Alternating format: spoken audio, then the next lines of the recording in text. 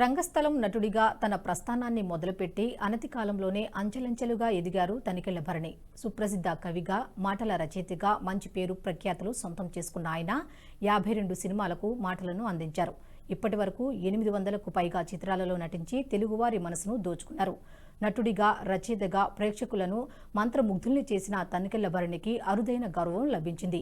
Warangal SR university Tanikella భరణికి గౌరవ డాక్టరేట్ను ప్రకటించింది. భరణికి దక్కిన ఈ గౌరవం పట్ల నెటిజన్లు, అభిమానులు సంతోషం వ్యక్తం చేస్తున్నారు.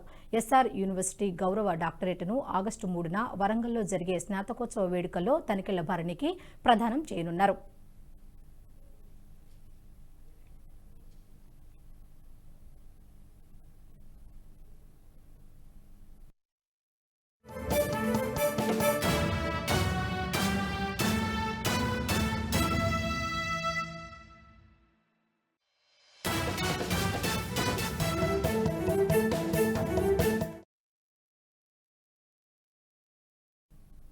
తనికెళ్ల భరణి గతంలోనూ ఎన్నో పురస్కారాలు అందుకున్నారు. రాష్ట్ర ప్రభుత్వం నుండి సముద్రం సినిమాకు ఉత్తమ విలన్గా, నువ్వు నేనులో ఉత్తమ క్యారెక్టర్ ఆర్టిస్టుగా, గ్రహణంతో ఉత్తమ నటునిగా, మిథునం మూవీకి గాను ఉత్తమ రచయిత, ఉత్తమ దర్శకునిగా 5 నంది అవార్డులను అందుకున్నారు.